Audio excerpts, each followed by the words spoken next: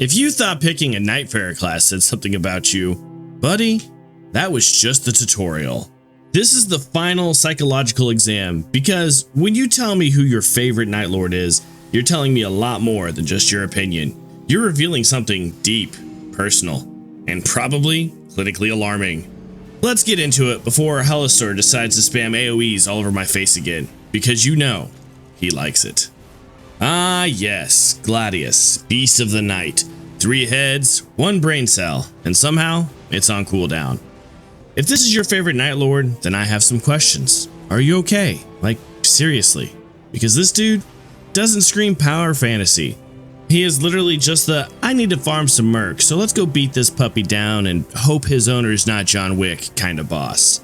There's a 78% chance that you're either secretly a furry, or one psychotic meltdown away from being one. And I'm not judging you, but your search history probably includes feral but majestic. Or you're that guy. You know the one. The mythology nerd. The overanalyzer. The guy who can't just enjoy the fight. He has to lean over and say, actually, Gladius is a reference to Cerberus, the Hound of Hades. And did you know his name is Latin word for sword, right? It's actually a deconstruction of violence. Meanwhile, this monster's out here cosplaying as the 3-headed dragon meme in real time. One head is terrifying, one head is mildly confusing, and the third one thinks it's a different boss fight entirely. Picking Gladius as your favorite says, you either love chaos or are chaos. You're the kind of gamer who rolls all random in fighting games, gets destroyed, laughs it off, and says, I'm just here for the vibes. But hey, at least you're never bored. Your favorite boss may be a drooling eldritch Furby with a gym membership, but he believes in you. All 3 of them do. So yeah, if Gladius is your favorite, you probably bark in Discord and have a group chat just for growling.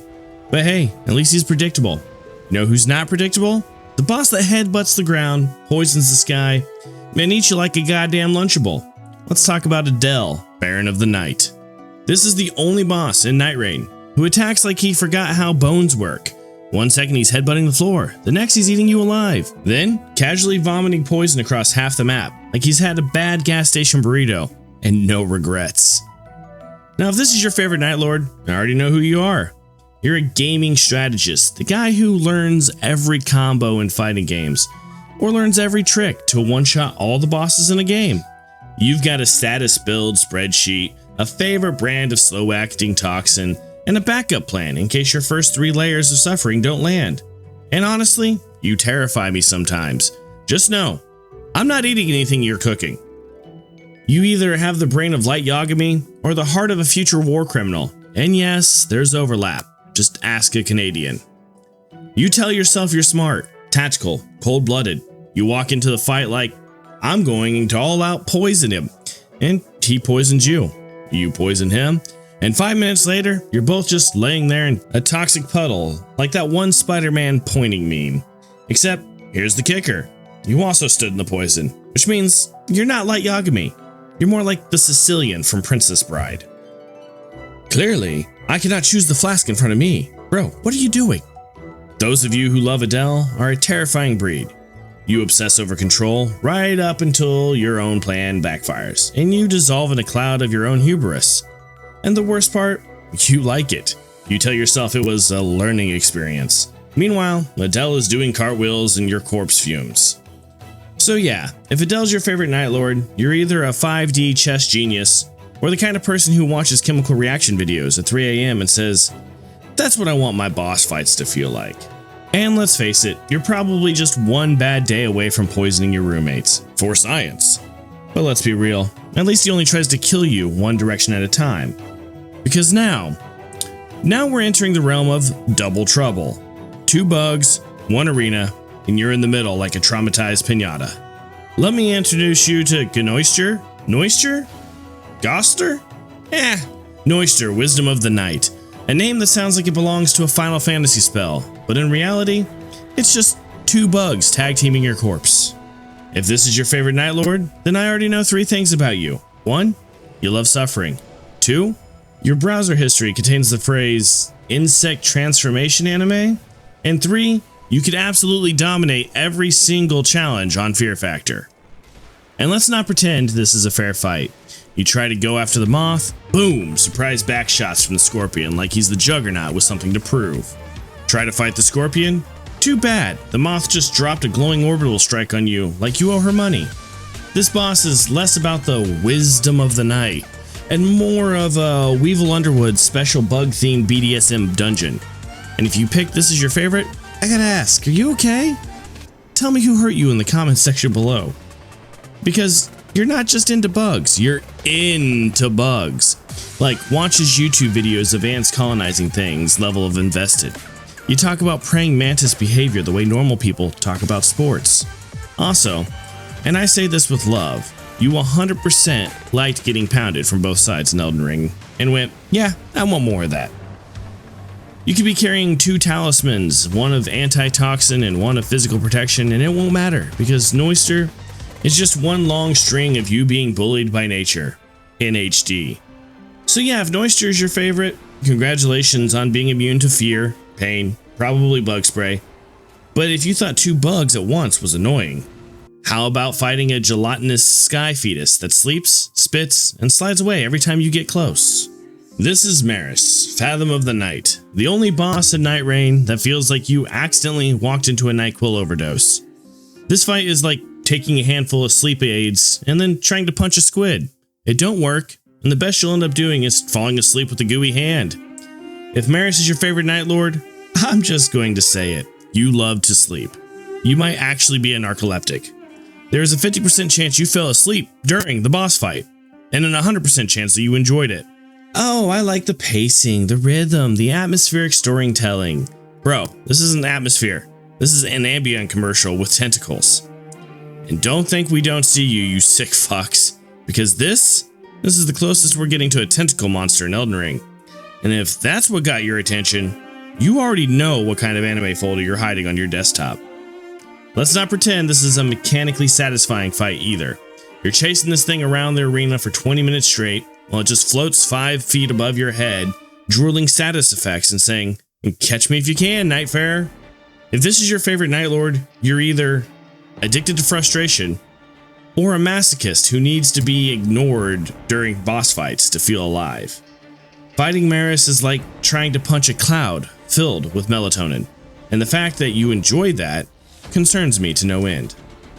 So if Maris is your favorite, I hope you brought a towel and a therapist, because that thing leaves damage.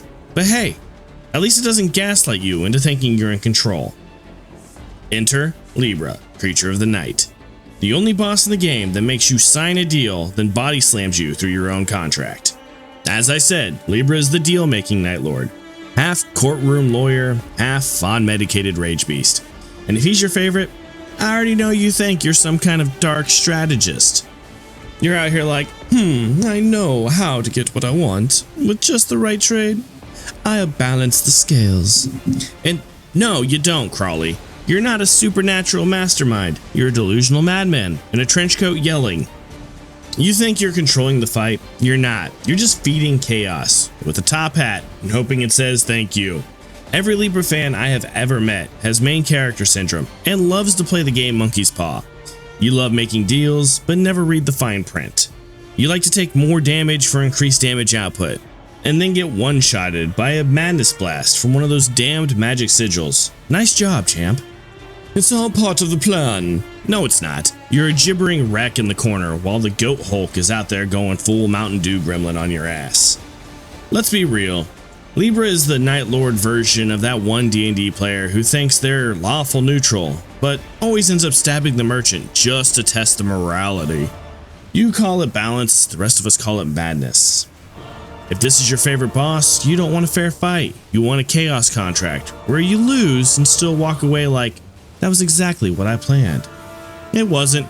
You got Goat Hulk smashed through your own delusions. Good job, man. So if Libra is your favorite, you're probably in a Discord server right now writing a manifesto about moral chaos equilibrium. But that brings us to a Nightlord who doesn't negotiate with madness. He is Mashal from the anime of the same name. The difference is he gallops majestically like he's about to go reclaim Gondor. This is Vulgar, champion of the Night Glow, Which, let's be honest, sounds like less of a boss title and more like a skincare brand for Greek gods. And if this is your favorite Nightlord, you love form, function, and power. This man is a centaur, built like a Greek statue, a paladin, and a silverback gorilla all rolled into one. I say this a bit disgusted, but also in jest. But your favorite streamer is probably Vosh, and not for his politics, but because one time he mentioned that centaurs were hot and you agreed a little too fast. Where Gladius fans want to analyze and reference, Vulgar fans are like, no, I respect the centaur. From fantasy and history, and just, fuck it, respectfully. You sit on your imaginary high horse, looking down at the rest of us, probably role-playing as a knight of virtue while secretly browsing fan art that should not be shown in the daylight. My mind is clear, my body is pure, I only lust for battle, and maybe hoofs. Let's not ignore the proportions here. This man is built like Arnold Schwarzenegger era weightlifter, fused with a Clydesdale. You're savoring this boss fight, and all of its glory. Vulgar fans don't just want to win, they want to ascend. They want to be bathed in the holy light while judging everyone else for not having 12-pack abs and divine justice. So yeah, if Vulgar is your pick, I respect the aesthetic, but also, you definitely said the phrase, "The battlefield is my church," and meant it. Now, go gallop into the sun, you righteous maniac weeb. But what happens when we go from holy glow up to frosted delusions of grandeur? Let's talk about the dragon so cold, he makes your trauma crystallize. This is Calgo, Miasma of Night. The name itself already sounds like something your ex would post on Twitter after burning sage for 3 hours.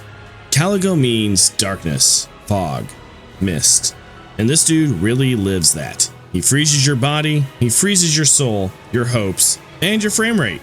If this is your favorite Nightlord, then you are absolutely a narcissist. Like full-blown Ice Queen from Narnia levels of everyone is beneath me.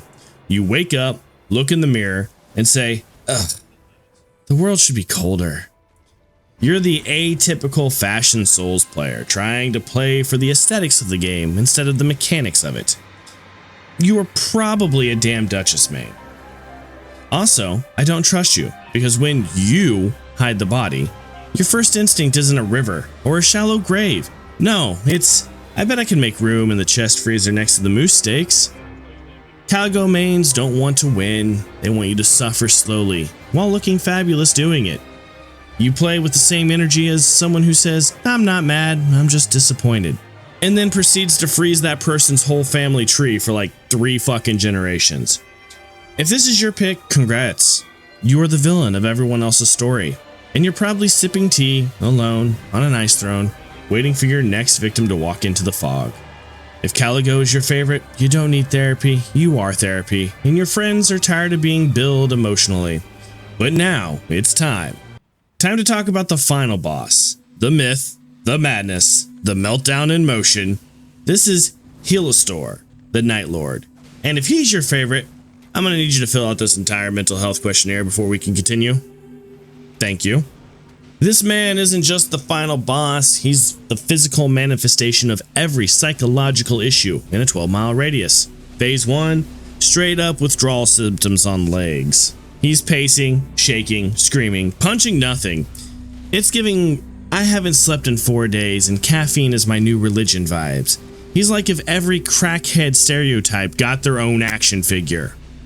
And if you see yourself in this, then congratulations. You just unlocked the Hilistor Alignment, Chaotic PTSD with a splash of Performance Anxiety pack.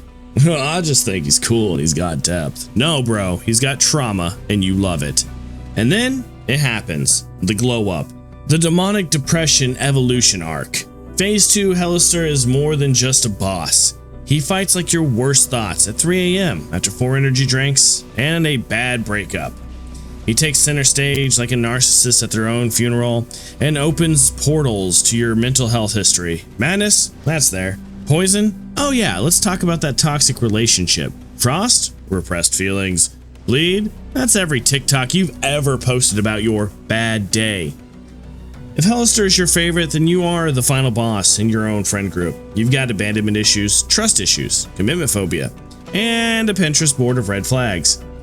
You're the reason group chats have side group chats. Every one of his attacks should be titled something like, "I'm fine, don't worry. It's just a phase."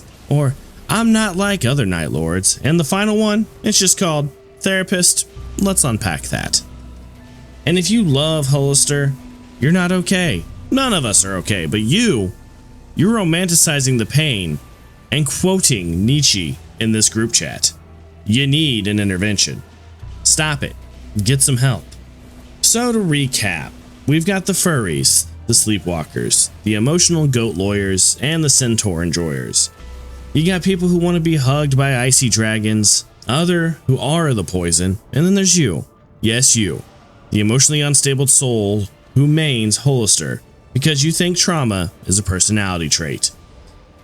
Whichever Nightlord speaks to your inner demons, just know, we see you, we're judging you a little, but we love you anyway. So drop your favorite boss in the comments, hit that like button like you're trying to parry Executor's trauma, and don't forget to sub for more roasts, chaos, and lore so deep it makes the Mariana Trench look shallow. Remember, be good to each other. We'll see you in the next video. Peace.